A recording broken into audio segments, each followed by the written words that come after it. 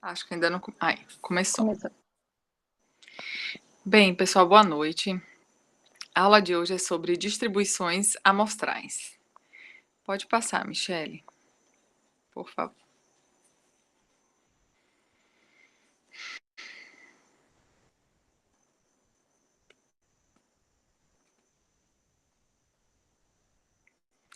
Bem, eu quero começar a aula de hoje de um modo um pouquinho diferente, né? Ao invés de a gente ir direto para a parte teórica, eu quis trazer um problema típico nas ciências naturais, né? E a partir daí a gente vai explorar o assunto. Então vamos lá.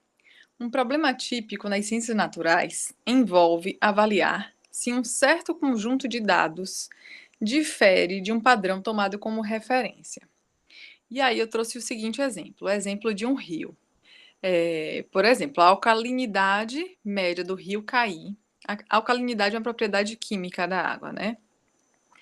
Ela é, em média, 19,6 miligramas de carbonato de cálcio por litro. E uma amostra recente de 16 observações, ou seja, o N é igual a 16, tem média de 16,2 miligramas por litro. Será que, a partir desses números, nós podemos concluir que a alcalinidade do rio mudou? Isso é um problema bem comum nas ciências naturais, né? Você conhece um certo ambiente, conhece como aqueles parâmetros relacionados àquele ambiente se comporta, e em um dado momento você coleta dados, encontra outros valores, né? Porque se a gente tem uma variável aleatória, né, dentro dos números reais, qualquer valor pode acontecer, né? Então, daí a gente vai lá ao campo, coleta algumas amostras, saber se essas amostras diferem de um certo valor conhecido é um problema muito comum nas ciências naturais, nas ciências ambientais, nas ciências da saúde também, né? Então, a estatística vai nos ajudar a analisar se essa diferença de alcalinidade aqui de 3,4 miligramas, né? Se você diminuir 19,6 de 16,2, você vai achar 3,4 miligramas por litro. Essa diferença pode ser atribuída ao acaso ou não. Esse é um problema muito comum. É aquelas perguntas que a gente vê nos artigos científicos, né? Será que há diferença significativa entre essas duas medidas aqui? Então, a pergunta seria: será que a alcalinidade do rio Caí mudou? Pode passar, Michele. Bem, para responder esse tipo de pergunta, a gente vai entrar no nosso assunto de hoje, né? Que nós vamos tentar entender como se dá a distribuição aleatória de médias amostrais, ou seja, como é que acontece uma distribuição ao acaso de médias amostrais. Isso é chamado de distribuição amostral de médias, que é abreviado como DAM, né? Então a gente vai fazer um pequeno exercício calculando a distribuição amostral de médias. E através do exercício a gente vai entender o que é que isso significa, né? Então vamos imaginar uma população inteira, ou seja, o meu universo inteiro dessa população só tem 4 valores. A gente vai fazer bem simples para a gente poder entender. Então, digamos que a gente tem uma variável que só pode ser atribuída a ela 4 valores: 10, 20, 30 e 40. A média dessa variável, a gente vai somar esses 4 valores, 10 mais 20 mais 30 mais 40, que dá 100. Vamos dividir por 4, dá 25. Pode passar, Michele. E agora eu quero que vocês façam um pequeno exercício. Vocês vão retirar todas as amostras possíveis de 2 elementos. A gente viu que o universo tem 4, né? Então, a minha população inteira tem 4 valores. Como a gente raramente consegue amostrar o universo, né? A gente sempre trabalha com amostras. Então, a gente vai retirar todas as amostras possíveis de 2 elementos apenas, n igual a 2, e vai calcular a média. E aí, a gente vai construir essa tabela aqui, tá? Então, esse é um exercício para vocês. Os primeiros valores eu já calculei para vocês entenderem como é que funciona. Então, eu tenho 4 valores possíveis: 10, 20, 30 e 40. Então, se eu vou pegar 2 valores, por exemplo, o primeiro valor, qualquer um desses valores tem a mesma probabilidade de acontecer. Então, a gente vai tentar todas as combinações. Então, por exemplo, a primeira amostra possível de 2 elementos dessa minha população é 10 e depois 10. Porque a gente está fazendo uma análise com reposição, né? Então, digamos que eu tirei 10 no primeiro elemento. No segundo elemento, eu posso tirar qualquer outro elemento. Então, nessa primeira combinação vai ser 10 e 10. Qual que é a média entre 10 e 10? A gente soma 10 com 10, que vai dar 20, divide por 2, vai dar 10, certo? E assim por diante. Qual a média entre 10 e 20? 15. Então, eu quero que vocês terminem de produzir essa tabela. Vamos lá, vocês vão ter 10 minutinhos para fazer isso. Se acabarem antes, avisem aqui, tá bom? Peguem um lápis, caderno e vamos fazer.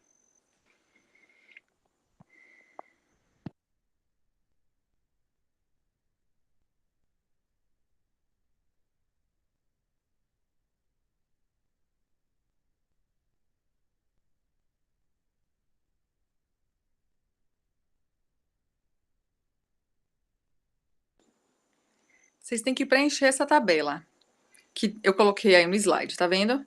Então, o primeiro passo é calcular todas as amostras possíveis de dois elementos. Você vai calcular a média para todas as amostras possíveis de dois elementos. Então, você tem 4 elementos na sua população, que é 10, 20, 30 e 40, certo? A minha primeira possibilidade é de pegar o número 10 e depois o número 10 de novo. A média de 10 com 10 dá 10. Depois 10 com 20, 10 com 30, 10 com 40. E aí vocês vão calculando a média de todas as possibilidades possíveis. E aí vocês vão, depois que fizer a média de todas essas combinações possíveis, são 16, aí vocês vão preencher a frequência absoluta e a frequência relativa. É um exercício que traz um pouco de lembrança do que o que a gente fez nas aulas anteriores. Então, ele serve também um pouco como revisão. Ficou claro, pessoal?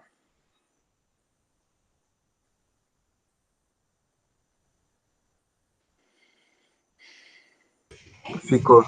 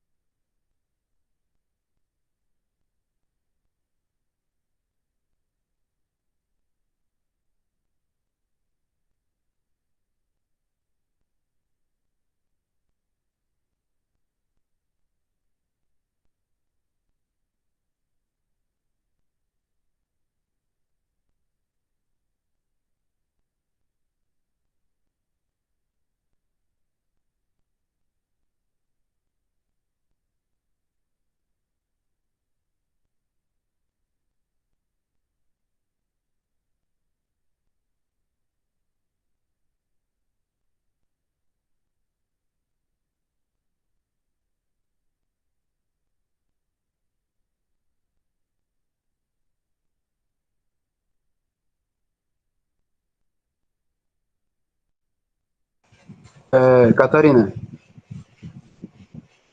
Oi. a primeira, depois do X ali, o F é a frequência normal, né? É quantas vezes aparece a média ou quantas vezes aparece Isso. o resultado da média, no caso, né? Quantas vezes aparece a média? Frequência absoluta. E Beleza. depois a frequência relativa, que é o percentual, né? Tá. Então, tipo, no caso da média, quando ela é 10, a Hum, frequência seria um porque ela só aparece uma vez. perfeito. Ah, tá, entendi. Beleza, então, valeu.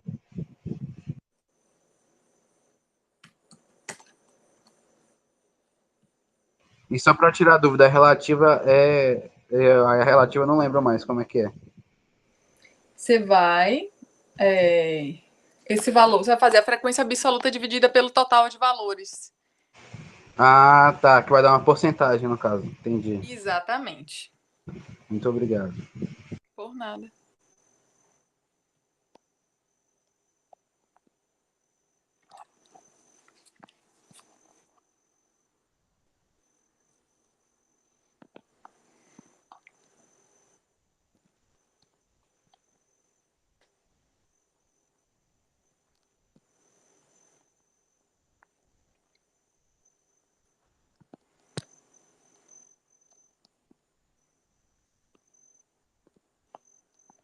Quando acabarem, avisem, tá bom?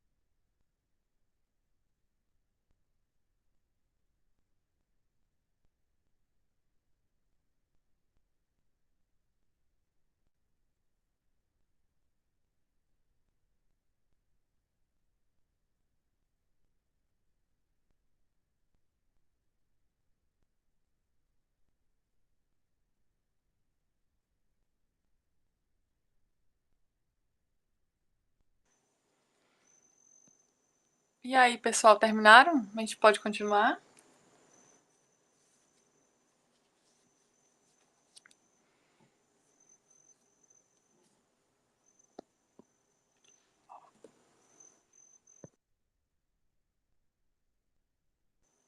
Mais 5 minutinhos, tá?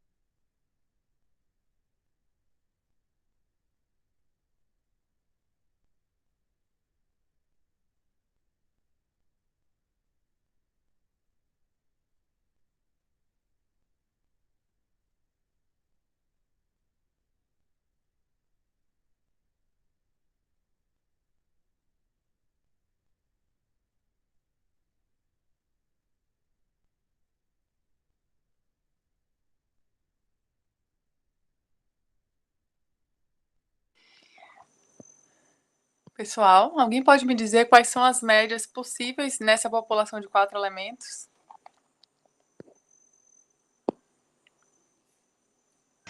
Quais são as médias possíveis? Sim, quais foram os valores de média que vocês encontraram? Vários deles estão repetidos, né? Ah, Mas quais são os valores que podem ocorrer a partir dessas combinações de 2 elementos de uma população de 4 números, né? tipo assim, vai aparecer a cada vez que você for fazer a combinação, tipo, aí primeiro você começou 10 e 10, né? No próximo, quando você Isso, começar 20 e 10, o primeiro valor que seria a média 10 não vai aparecer, então vai aumentar 5, vai ser 15. Então vai ser 15, aí no próximo aí vai aparecer 10, 15, 20, 25, aí 35 isso. e 40. O resultado mais alto é 40. Então fala de novo quais são os resultados. 10. 15, 20, 25, 30, 35 e 40. Isso. Esses são os valores possíveis. E o que vocês acharam de frequência absoluta para cada um desses valores? Quantas vezes eles acontecem? Calma aí, deixa eu olhar aqui no grupo. O 10 aparece uma vez, Aí, o vou falar. 15 aparece duas vezes, o Isso. 23, 25, 4, o 30, 3, 35, 2 e o 40, 1. Exatamente. Alguém fez a frequência relativa? Uhum. Fala aí. O 10 fica. Você quer a porcentagem ou a fração? Tanto faz. 6,25%. Uhum. O 15, 12,5%. O Sim. 20, 18,75%. O 25 é 25%. O Uhum. 30 é 18,75%. Uhum. 35 é 12,5% e o 40 é 6,25%. Exatamente. Perfeito. Isso lembra alguma coisa para vocês? O que é que isso lembra, esses valores aí? Catarina, é uma distribuição normal, não é? Exatamente. Então, eu ia responder aqui, só que eu me enganei nesse exercício. Eu só fiz até o 2020, não sabia que era para continuar até 16. Tá, tudo bem. Aí Tudo ficou bem. todo diferente minhas frequências. Beleza. Vamos passar para o próximo slide, Michele? Então, agora a gente vai falar um pouquinho sobre a teoria do limite central, né? Em uma população grande, né, a distribuição das médias de todas as amostras possíveis, que foi isso que a gente fez aqui agora. A gente acabou de calcular a distribuição da média de todas as amostras possíveis com o mesmo tamanho, né? Então a gente pegou o mesmo tamanho amostral, que foi o 2, né? N igual a 2, e calculamos todas as amostras possíveis para a nossa população, né? Então, se a gente fizer isso, retirando ao acaso os valores, né? A distribuição das médias vai seguir uma distribuição normal, mesmo que a variável original não siga uma distribuição normal, certo? Essa é chamada teoria do limite central. E aí aqui eu trouxe o gráfico desse nosso exercício, né? A letra a figura aqui do lado esquerdo, ela... Não funciona isso não. A figura aqui do lado esquerdo, não sei se está funcionando, ela representa a distribuição de probabilidades de cada um desses valores. E no começo eu falei que todos esses valores tinham a mesma probabilidade de acontecer. Então, se eu tenho 4 valores possíveis, cada um deles tem a possibilidade de 1 sobre 4 de acontecer, 25% de chance de serem tirados ao acaso. E aí, se eu calculo a distribuição das médias possíveis dessa população com o mesmo tamanho amostral, que foi aquele N igual a 2, essas médias vão seguir uma distribuição normal, que é esse gráfico aqui da direita. Que aqui está a representação da distribuição. Embaixo estão as médias amostrais no eixo X e no eixo Y aquela frequência relativa que vocês acabaram de calcular, né, com o valor decimal, né, não em porcentagem. Então, se a variável x, né, que, por exemplo, a nossa população, né, aquela população x igual a 10, 20, 30, 40, se a nossa variável aleatória x seguir uma distribuição normal, essas médias amostrais seguirão também uma distribuição amostral, ou uma distribuição normal, né? Mesmo que as amostras não sejam grandes. Mas se a nossa variável aleatória não seguir uma distribuição normal, aí é importante que a gente tenha um grande número de amostras para que a gente consiga perceber uma distribuição normal, tá certo?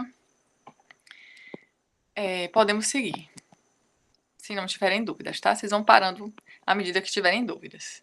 Catarina, quer dizer que em todo tipo de amostra que a gente tiver, o conjunto de amostras sempre vai atender uma distribuição normal? Então, é isso que o teorema, a teoria do limite central explica, né? Que se você tem, se a sua variável de interesse for normal, a distribuição das médias vai ser normal, mesmo que você tenha poucos dados. Mas se a sua variável não seguir uma distribuição normal, daí você vai precisar ter um grande número de amostras para poder perceber uma distribuição normal dessas amostras. Entendeu? Sim, entendi. Mas aí então, tipo, se não aparecer uma distribuição normal é porque tem uma coisa errada. Você vai ter que aumentar o número de amostras. É É, possível que você precise aumentar o número de amostras. entendi. Exatamente. Para que ela siga uma distribuição normal. O que não significa necessariamente que os seus dados estão totalmente errados. Você está entendendo? O que significa que você vai ter uma maior robustez estatística, porque os testes que lidam com variáveis normais, eles tendem a ser um pouco mais robustos estatisticamente. Mas, assim, na natureza, eu vou te falar que é raro a gente achar variáveis com distribuição normal, ok? Mas se você tem um grande volume de dados, a chance de você ter uma distribuição normal é maior. Tá certo, Vinícius? Professora, parece um pouco com aquela questão dos dados, combinação de dados, né? Como assim? Quando você combina dois dados e aí você vai jogando os dados, os possíveis resultados, né? Sim, é exatamente a mesma lógica, né? Você vai tirando ao acaso as possíveis combinações, né? Mais algum comentário?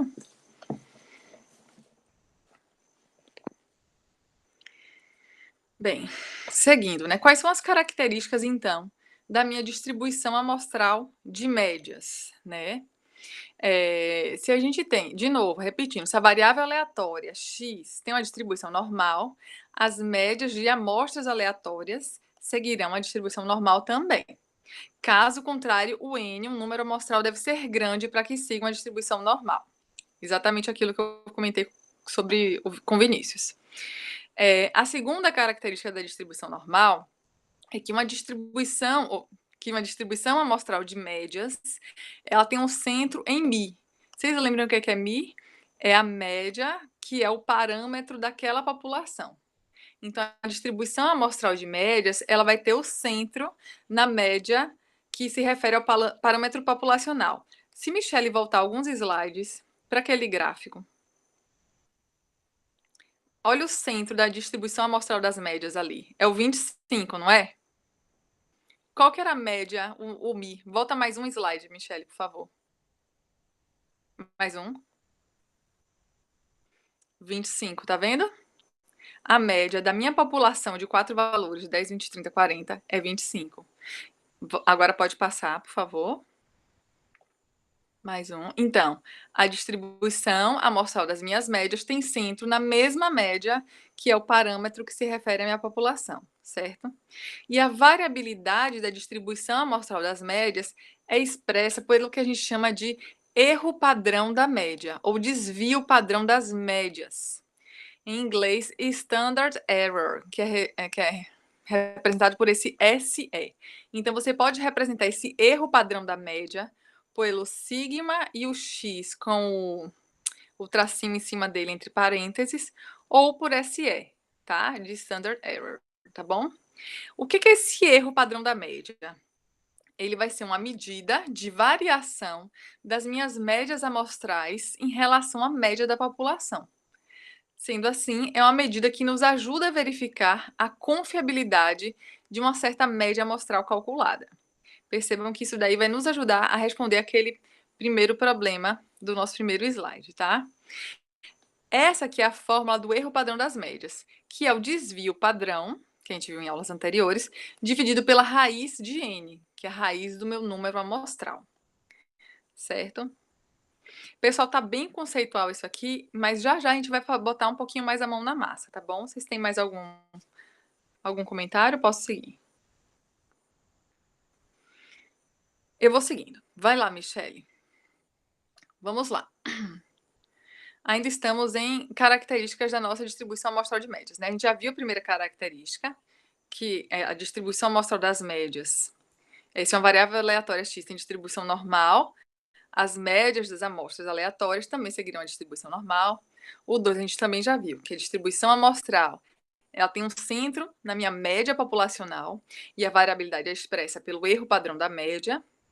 E como a distribuição amostral das minhas médias, ela é uma curva normal, como a gente acabou de ver no exercício, então a área total sobre a minha distribuição amostral de médias é 1, que a gente também já cansou de ver nas aulas anteriores, quando a gente viu distribuição normal, né?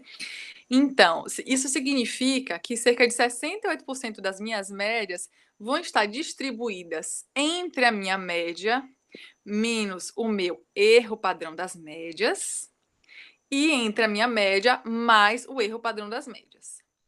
E 95% dos valores, cerca de 93% dos valores estarão entre mi menos 2 erros padrões e entre mi menos 2, entre menos e mais, tá, pessoal? Como está mostrado nesse gráfico aí. Lembra do gráfico da curva normal? Catarina, Então, pode tirar uma dúvida? Eu não estou entendendo claro. muito bem qual a diferença desse erro padrão de média e o desvio padrão, porque para mim está parecendo a mesma coisa. Inclusive, valores que estão entre os desvios padrões da média menos um erro padrão da média e uma erra mais um erro padrão da média, tá mesmo resultado da média mais o desvio padrão ou média menos desvio padrão, 68%. Uma distribuição normal. Peraí, você está achando exatamente igual à distribuição normal, quando a gente viu na aula anterior, né? Tipo, se você pegar os valores, 68% dos valores que estão nessa distribuição normal, eles estão caindo nos mesmos pontos do desvio padrão, né? Em relação à média. Exatamente. A diferença é que aqui a gente não está analisando a variável aleatória, né? A gente está analisando a distribuição das médias, que também segue uma distribuição normal. Então, ela tem os mesmos parâmetros, né? Ela tem as mesmas características de uma distribuição normal. Mas Entendeu? espera, Então, nesse caso a gente está calculando a probabilidade de encontrar uma média e não a variável aleatória, é isso? exatamente. Só que aí tem a relação com a média populacional. Então, perceba que ao invés de ser o desvio padrão que está aí, ele é o erro padrão das médias. Então, ele é um pouquinho diferente a fórmula. Ao invés de ser o sigma do meu desvio padrão, vai ser o meu sigma dividido pela raiz de n. Entendi. Então, a fórmula é um pouquinho diferente. Passa mais um, Michele. Dá um clique. Percebam que esse valor aqui, né, que é um pouquinho antes de você multiplicar pelo erro padrão, ele é equivalente àquele valor de Z crítico. Vocês lembram quando Michele explicou a transformação da variável x na variável z, que é a distribuição normal padrão? Então, esse valorzinho aqui a gente acha naquela tabela que tem lá no final do livro da Caligari Jacques, da distribuição dos valores críticos de Z, tá? Bem, é isso. Pode passar, Michele. Isso é importante para vocês entenderem a tabelinha ali na frente, tá? Bem, então, o que a gente vai analisar aqui é como que a gente vai determinar se existe significância estatística em um desvio da média, né? Ou seja, aquele tipo de pergunta que a gente vai tentar responder. Como saber se um certo valor obtido a partir de uma amostra que desvia da minha média populacional, como saber se essa variação ela é significativa, se esse é um desvio significativo? Então, a gente vai ter esses dois pressupostos, né? Que a minha distribuição segue uma distribuição gaussiana e que os valores que desviam, eles representem uma fração pequena da população, né? Então, a gente vai assumir que isso é algo completamente arbitrário, né? Que a minha população, 95% dos valores da minha população, a gente vai considerar que tudo que varie dentro entre a média, 95% dos valores possíveis da minha população, a gente vai considerar esses desvios não significativos, né? E os 5% que variem além desses valores, a gente vai considerar como significativos. Então, o intervalo de desvios não significativos, a gente vai considerar arbitrariamente que ele corresponde a 95% dos valores da minha população. Pode passar, Michele. Catarina, eu não entendi. Se tiver Então, como você repetir. Sim. Passa só o próximo slide, Michele, para ver se eu tenho um gráfico para me ajudar. Esse é o gráfico que vai me ajudar, né? Então, o que a gente vai assumir para decidir se um certo valor que difere da minha média, se ele é significativo ou não, né? Isso a gente encontra muito nos artigos científicos, né? Nossa, nós fizemos os testes assim, assim, assado, e deu significativamente diferente. Ou significativamente, um valor que eu encontrei foi significativamente diferente do outro. O que a gente quer dizer com relação a isso? A gente vai assumir que tudo que desviar da minha média e que estiver entre 95% de chance dos meus valores acontecerem, eu vou considerar não significativo. Então, vamos pensar o seguinte. A minha média está aqui no centro dessa distribuição. Tá vendo? Isso. Exatamente, essa é a minha média. Ela pode variar para menos desse valor ou para mais desse valor, certo? Toda a área embaixo, quer dizer, toda a área embaixo dessa curva, ou se a gente for pensar na variável x, né, que é esse eixo horizontal, na variável z, que é esse eixo horizontal aqui, que representa todas as possibilidades dos meus valores de média acontecerem, né? Então, esse eixo x aqui é tudo que pode acontecer. Eu vou considerar que o que é significativo, ele vai estar entre a média e alguns dados para cima, e entre a média e alguns dados para baixo. E aí, o que representar 95% dos meus valores possíveis, eu vou considerar não significativo. O que se afastar para além disso, que é essa parte rachurada, eu vou dizer que é o desvio significativo. Então, se eu estou querendo dizer que apenas 5% dos valores da minha distribuição eu vou considerar não significativos porque desviaram muito e eles são raros, eu vou distribuir metade deles em cada um dos lados da minha distribuição. Por isso que eu tenho esse alfa dividido por 2 do lado esquerdo e alfa dividido por 2 do lado direito. O que a gente chama de alfa? É 1 menos esse C. Vamos primeiro voltar para quem é C. Né? C é essa área que está aqui no centro da minha distribuição, que representa 95% dos meus valores possíveis, certo? Então, eu tenho 95% dos meus valores aqui nesse C, que é essa área branca, dentro da minha curva normal. A área rachurada vai representar 5% dos valores que desviam mais da minha média, certo? Então, se eu tenho 5% dos valores dividido entre duas áreas rachuradas, eu tenho 2,5% dos valores na parte rachurada do lado direito e 2% dos valores na minha área rachurada, 2,5% dos meus valores na minha área rachurada do lado esquerdo, certo? Então, repare que esses valores eles vão desviar mais da média, tanto para cima quanto para baixo. Vocês estão percebendo, pessoal? Ficou confuso? Eu, às vezes, falo muito rápido. Só uma pergunta. No slide Diga. anterior, você estava falando que acho que é o erro menos a média, alguma coisa assim?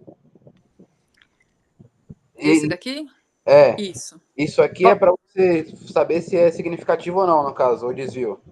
Exato. A gente vai calcular a partir da média. Os valores que forem maior que o erro menos a média e os valores que forem maior que o erro mais a média são significativos. Mais ou menos isso. Espera aí. Ó, Michele, volta um slide, por favor. Michele tá meio confusa. Volta um. Isso. Esses valores aqui que eu coloquei, olha só, 68% das minhas médias estão entre a média menos o erro padrão e a média mais o erro padrão, né? Mas 68% é muito pouco. Lembra que a gente disse que a gente vai considerar que apenas uma fração pequena da minha população eu vou considerar um desvio significativo.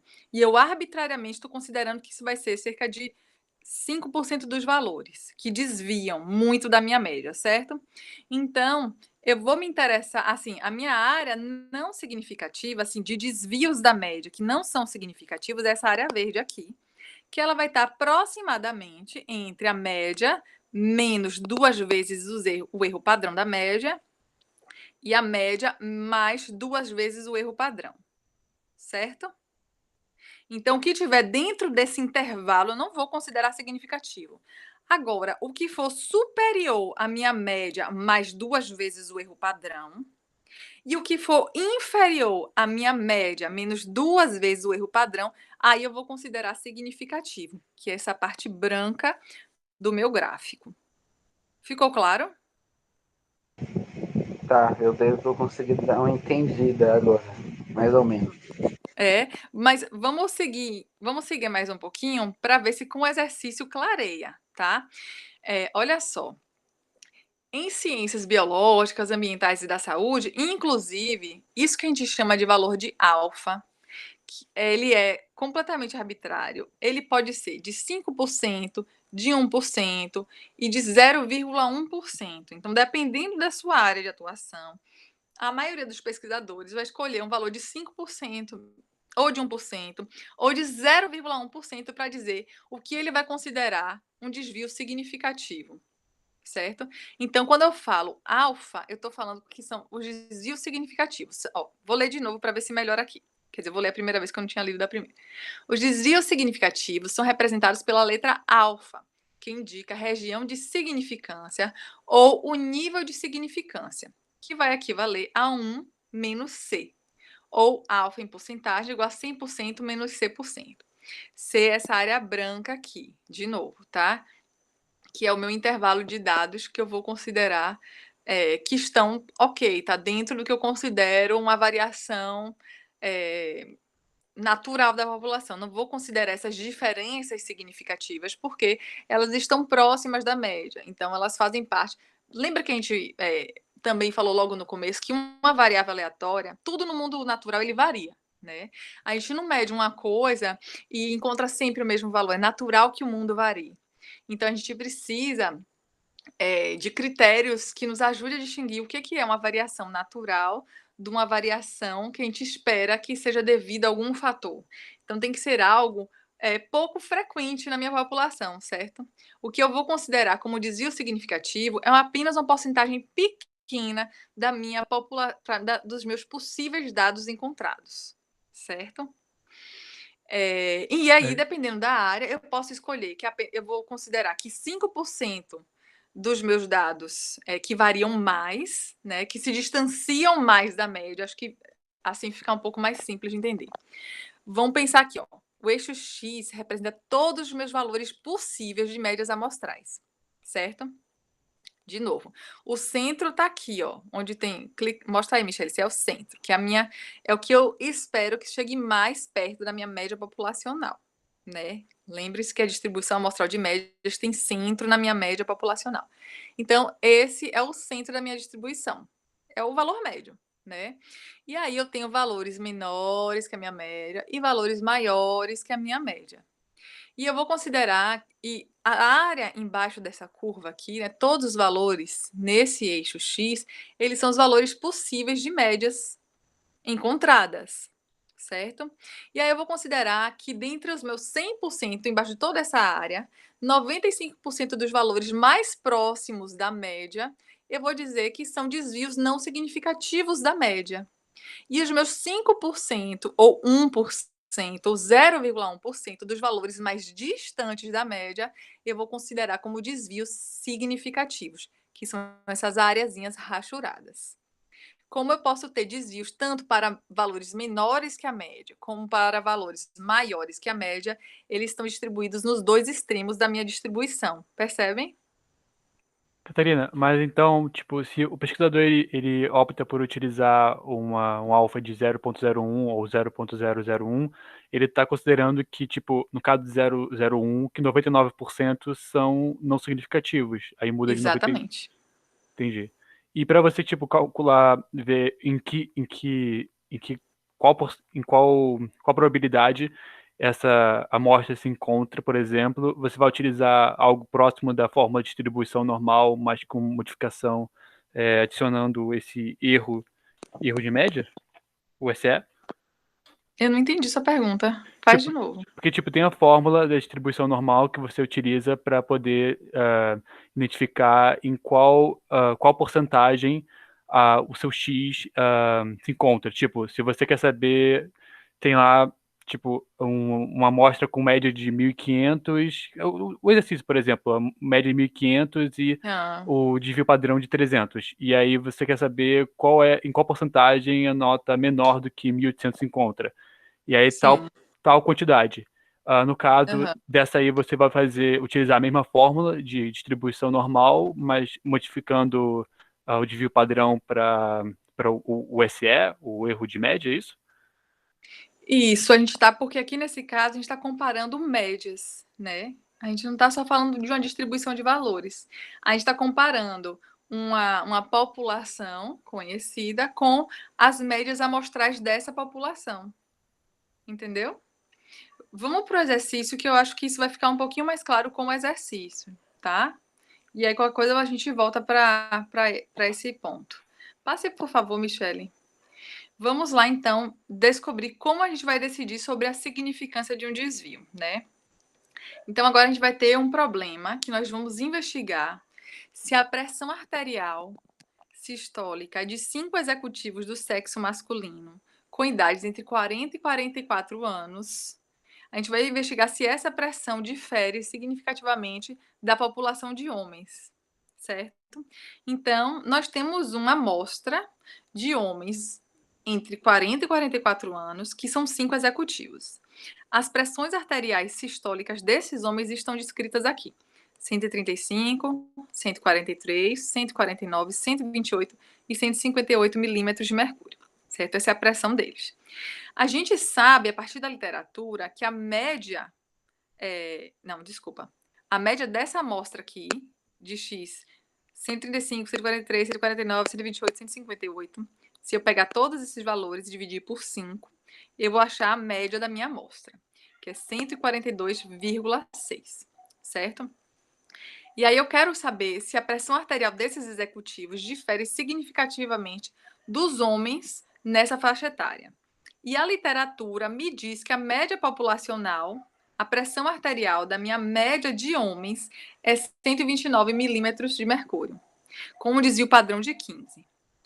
E aí, eu quero usar um nível de significância de 5%. Então, digamos que eu vou considerar que valores que se distanciem da minha média populacional de 129, com desvio de 15, apenas 5% dos valores mais distantes dessa média, com esse desvio padrão, eu vou considerar como significativos. E aí eu vou querer descobrir se essa média dos meus 5 executivos difere significativamente da minha média de homens. Vocês entenderam o problema?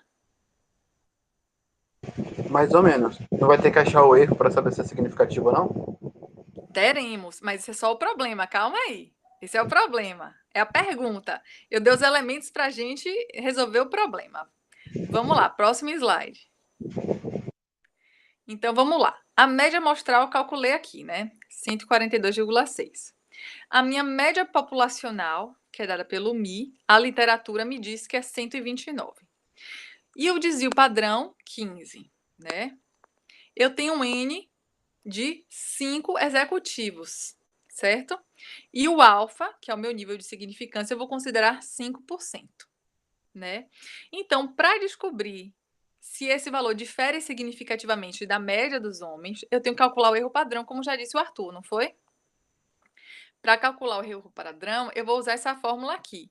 Desvio padrão dividido pela raiz de N, né? O desvio padrão já descobri que é 15. A minha raiz de 5, eu vou tirar aqui. Dividindo esses dois, eu vou encontrar o valor de 6,7. Então, eu sei que o meu erro padrão é de 6,7. E aí, lembra que eu falei que os limites do intervalo, eles vão ser entre a média menos os erros padrões, e que esse valor de 1,96 aqui multiplicado pelo erro padrão, ele é aquele valor tirado lá da minha tabelinha Z, né? Então, se eu quero assumir um nível de 95% de significância, que é o meu alfa de 5%, eu vou lá na tabelinha e vou descobrir qual é o valor que eu vou multiplicar pelo erro padrão. Então, a partir da minha tabela Z lá, eu quero 5% de significância, então eu sei que eu vou ter que multiplicar o meu erro padrão por 1,96. E aí eu vou calcular a minha média menos 1,96 erros padrões e a minha média mais 1,96 erros padrões para descobrir o intervalo de valores que eu vou considerar significativos ou não. Vamos lá, Michele, pode passar mais um? E aí aqui tem o cálculo pronto para a gente ver e analisar. Olha só, se a minha média menos 1,96 erro padrão vai ser o meu limite inferior do intervalo, certo? A média foi 129 menos 1,96, que é aquele valor que eu peguei a partir do meu alfa, multiplicado pelo erro padrão que eu acabei de calcular, de 6,7. Esse valor vai chegar a 115,9, vai ser o meu limite inferior do intervalo. Isso significa que se os meus executivos tivessem uma pressão arterial menor que 115,9, eu ia dizer que eles tinham uma pressão arterial significativamente menor que os homens em geral. Agora, vamos lá para o limite superior. Se eu pegar a minha média populacional e somar com 1,96 vezes o erro padrão das médias, eu vou achar um valor de 142,1. Esse é o meu limite superior do intervalo. E aí, agora eu vou calcular a média amostral, que é a média dos meus 5 executivos, que era 142,6, e o meu limite superior, que é 142,1. E aí, olhando para esses dados, vocês acham que a média, que a pressão arterial dos executivos, ela difere significativamente dos homens? Sim, porque ele é maior do que o limite superior, então é significativo. Exatamente. Todo mundo conseguiu compreender, pessoal, essa lógica? Sim. Melhorou um pouquinho o entendimento de como essas coisas funcionam? Juro assim, era mais fácil do que eu pensava. Eu achava que tava confundindo com tentando aplicar as fórmulas do desvio, do distribuição normal aí, mas era mais simples. Estatística, eu acho que tem que ter muita mão na massa, assim, porque a teoria ela é muito dura, né? Então, eu acho assim que a gente tem que estudar a teoria, mas é fazendo o exercício que a gente consegue compreender os conceitos, né? Vamos seguir mais um pouquinho, então. Essa tabelinha, ela traz os valores críticos mais usados de Z. Vocês lembram que eu falei que aquele valor que a gente multiplicou pelos erros padrões dependia do valor de Z, que estava diretamente relacionado com o meu nível de significância? Então, se eu assumir um nível de significância de 5%, o meu Z crítico é 1,96. Por isso que eu multipliquei o meu erro padrão no exemplo anterior por 1,96. Mas se eu quisesse um nível de significância mais fino, né, 0,01%, ou seja, só desvios muito grandes da média, de 0,01% dos meus valores, eu teria que adotar um Z crítico de 2,58. E para um nível de significância de 0,1%, o meu Z crítico é 3,29. Então, aqui tem uma tabelinha que nos ajuda na hora de fazer aquele cálculo ali, tá bom? Bom, e aí, se a gente voltar agora para o primeiro exemplo, nosso problema lá do primeiro slide. E a alcalinidade lá no rio cair, né? Ou eu acho que eu passei demais esse slide. Era para eu ter deixado vocês calcularem isso aqui. Mas tudo bem, agora não tem mais jeito, não. Pode ir, Michele. Vamos lá. A alcalinidade média do rio cair, né, era 19,6. Lembra? Aí a gente tirou uma amostra recente com 16 valores. E a média dessa minha amostra foi de 16,2, né? Sabendo-se que a média populacional é 19,6 e que o desvio padrão é de 7,7, a gente vai calcular aqui para um alfa de 5%, saber se esses dados recentes do rio cair de alcalinidade são diferentes significativamente da minha caulinidade média conhecida anteriormente, né? E aí eu trouxe uma outra fórmula, que é o que a Calegari-Jacques chama de um cálculo abreviado. Ao invés de a gente calcular os limites da minha distribuição e ver se os valores vão acima ou abaixo daquilo, eu já vou converter isso naquela minha variável z, e aí eu vou usar essa fórmula aqui que ela entrega, gente. Eu não vou me deter muito. Assim, se vocês já entenderam como funciona aquela situação e vierem usar essa fórmula, vai ser um pouquinho mais rápido, tá? Então, se eu calcular, pegar a minha média amostral, diminuir da minha média populacional e dividir pelo desvio padrão e a raiz de n, que é o meu erro padrão, eu vou achar um valor lá no final de menos 1,77, que eu vou comparar diretamente com o meu valor crítico de z. Catarina, Diga. N, no caso, é o valor, é a quantidade de amostra, não? Você falou que era o erro padrão? Não, eu falei que o desvio sobre raiz de n é o erro padrão, Ah, tá. tá? Mas bem observado. Às vezes a falta de uma vírgula faz diferença. É isso mesmo. O desvio sobre a raiz de n é o erro padrão. E n é o número de amostras. Tá prestando atenção. Então, aí esse valor que eu vou encontrar a partir dessa fórmula, eu vou comparar ele diretamente com o meu z crítico, tá? Em módulo. Então, e aí eu vou assumir que se o valor que eu encontrar aqui for menor que o meu z crítico, eu vou dizer que ele não é significativo. Mas se ele for maior ou igual que o meu z crítico, eu vou dizer que ele é significativo. Então, menos 1,77, se eu tirar o módulo dele, ou seja, é negativo, mas eu vou considerar positivo. Se isso daqui for menor que o meu z crítico, que é 1,96, ele não é significativo, tá? Agora, se for maior ou igual, se fosse, por exemplo, 1,98, daí eu diria que não. A alcalinidade do rio Caí mudou. Mas nesse caso, eu encontrei um valor de 1,77, que é menor que 1,96. Então, essa é uma variabilidade esperada dentro dos meus 95% de valores possíveis ali de acontecerem para a alcalinidade do rio Caí, certo? Então, é um exemplo exatamente com a mesma lógica do anterior, só que a gente usou uma fórmula que compara diretamente com o nosso Z crítico. Olha só. Aí, então, é uma fórmula que ela vai um pouco mais direto ao ponto, né? Agora, eu gosto mais do modo anterior, porque eu acho que faz a gente se apropriar melhor do que está acontecendo e dos valores que estão sendo distribuídos. Assim, quando a gente compara com o Z crítico, me dá a impressão de que, enfim, me causa assim, um distanciamento com o valor real das coisas. Eu gosto de olhar para o dado bruto, então eu gosto mais do modo anterior de calcular, certo? Vamos passar, mas qualquer um dos dois está correto, viu, pessoal?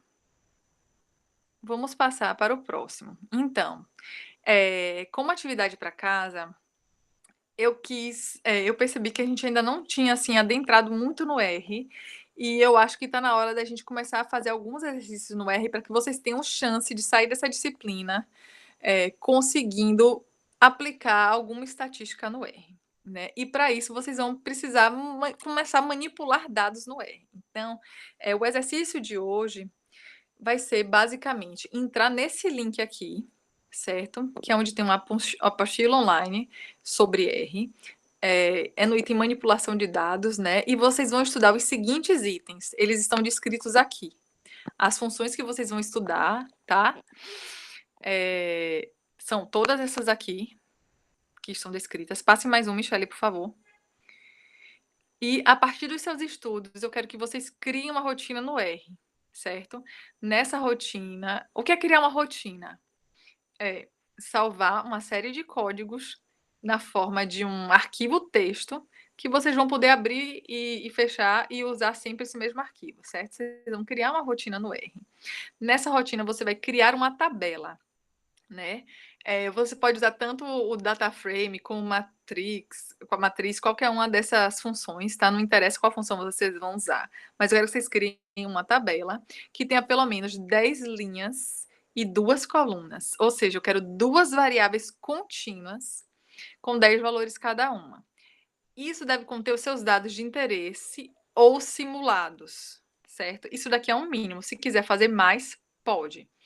E vocês vão criar essa tabela e vão realizar algumas operações simples, como calcular a média de cada uma dessas variáveis, calcular desvio padrão. Vão fazer um gráfico da preferência de vocês para descrever suas variáveis e vão construir 2 histogramas de frequência. Depois disso, escrever um parágrafo descrevendo os resultados. Bem, parece pouco, mas é muita coisa, especialmente para quem nunca usou o R, certo?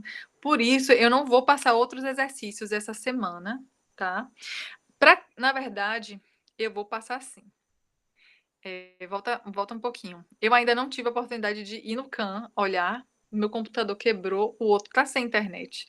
Mas daqui até o final de semana eu devo resolver isso. Então eu vou, ou então vou pedir para a Michelle fazer, de entrar no CAM e recomendar os exercícios da aula de hoje, de distribuição amostral de médias. Então, assim, quem tiver dificuldade com o assunto, faz os exercícios do CAM. Quem sentiu que tá ok, tudo bem. Mas eu quero que façam especialmente esses exercícios no R aqui, tá? Pra gente começar a se familiarizar com o R.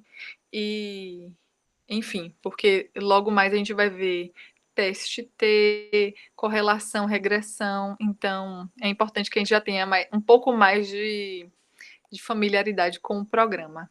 Tá certo? Alguma dúvida, pessoal? Catarina, em relação a essas variáveis, qualquer coisa que a gente quiser, Assim, para quem está fazendo PI, né, quem já tem dados científicos e vai precisar testar variáveis, enfim, se você já tiver variáveis de interesse suas, você pode colocar aí. Agora, se você não tiver nada, né, você pode simular os dados. Bom, é isso, ok. tá? Será que dá para, tipo, porque tem pacotes no próprio R que já tem dados já, pode utilizar esses dados ou precisa criar? Pode, Beleza. pode sim.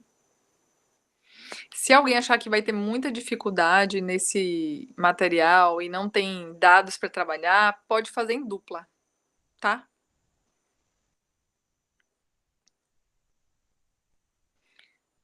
Mas quem tiver dados para trabalhar assim, e sugiro que se esforce para entender um pouquinho, tá?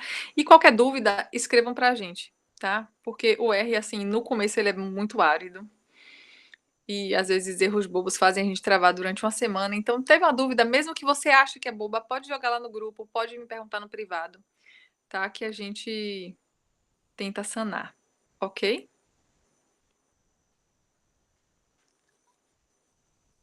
Algo mais, pessoal? Algum comentário? Ih, Michelle saiu. Ai, meu Deus, espero que Michelle caiu. Ai, Jesus.